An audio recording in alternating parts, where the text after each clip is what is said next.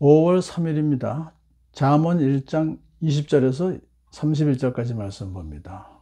잠언은 솔로몬의 잠언이다 해서 1장 1절에서 기록이 되어 있습니다. 그래서 속담이다 어떤 그런 이야기지만 결국은 하나님의 그 지혜를 우리 잠언을 통해서 우리가 배울 수 있죠.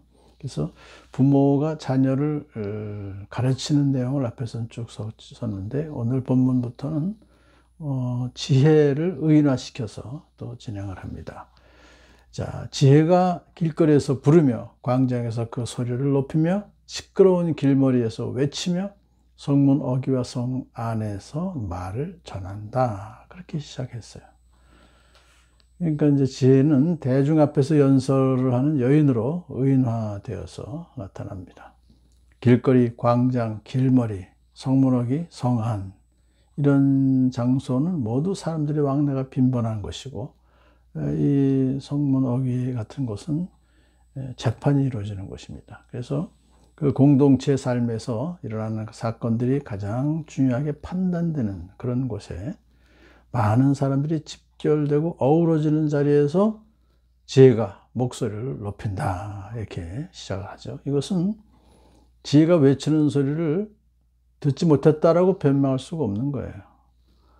지혜가 외치는 소리의 내용은 하나님의 속성과 하나님의 통치의 능력을 모든 사람에게 알게 하도록 듣게 하도록 외쳤다. 그러므로 그것들을 몰랐거나 듣지 못했다고 말할 수가 없는 것입니다. 로마서 1장 20절에도 그런 내용이 있습니다. 이 세상 창조 때로부터 하나님의 보이지 않는 속성, 곧 그분의 영원하신 능력과 신성은 사람이 그 지으신 만물을 보고서 깨닫게 되어 있습니다. 그러므로 사람은 핑계를 댈 수가 없습니다. 바울이 그렇게 잘 이야기했어요. 그런데도 불구하고 어리석은 자들과 거만한 자들은 그 지식을 미워하여 무시하고 완악한 마음을 가지고 그 지혜를 거역한다는 거예요. 그래서 역시 이것도 로마서 1장 27절에 21절에 이렇게 되어 있어요. 사람들은 하나님을 알면서도 하나님 인정하기를 싫어합니다. 사람들은 스스로 지혜가 있다고 주장하지만 실상은 어리석은 사람이 되었습니다. 그렇게 얘기를 해요. 자, 이제 지혜가 그 말하는 내용이 무엇입니까? 지혜는 이렇게 말하죠. 나의 책망을 듣고 돌이켜라. 그러면 내가 나의 영을 너에게 부어주며 내 말을 너에게 보이리라고 말하죠. 그러니까 책망을 듣고 회개하면 성령님을 부어주고 또 하나님 말씀을 너한테 알려주겠다. 그런 거예요.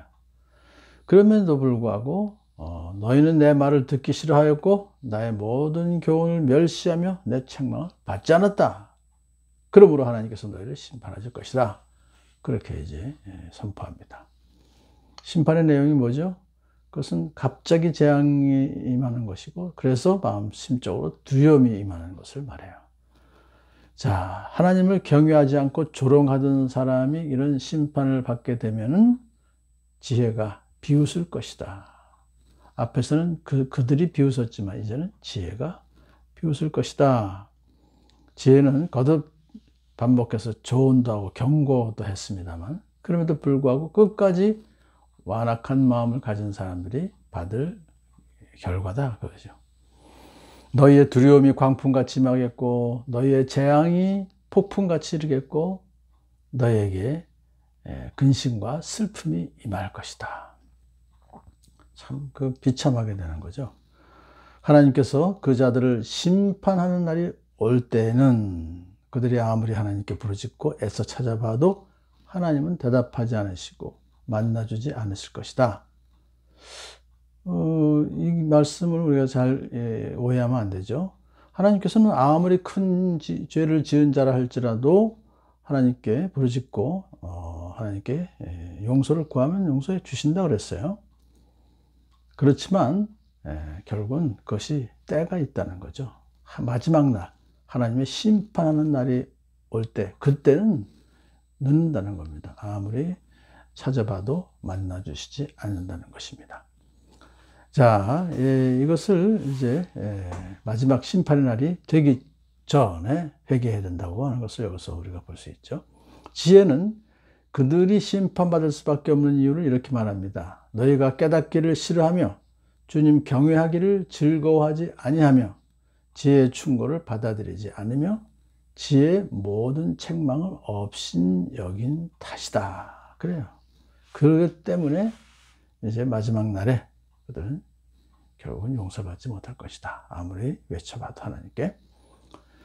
자, 하나님의 심판을 받을 자들은 하나님을 경외할 필요성을 전혀 느끼지 못하고 오히려 하나님을 미워하고 배척합니다.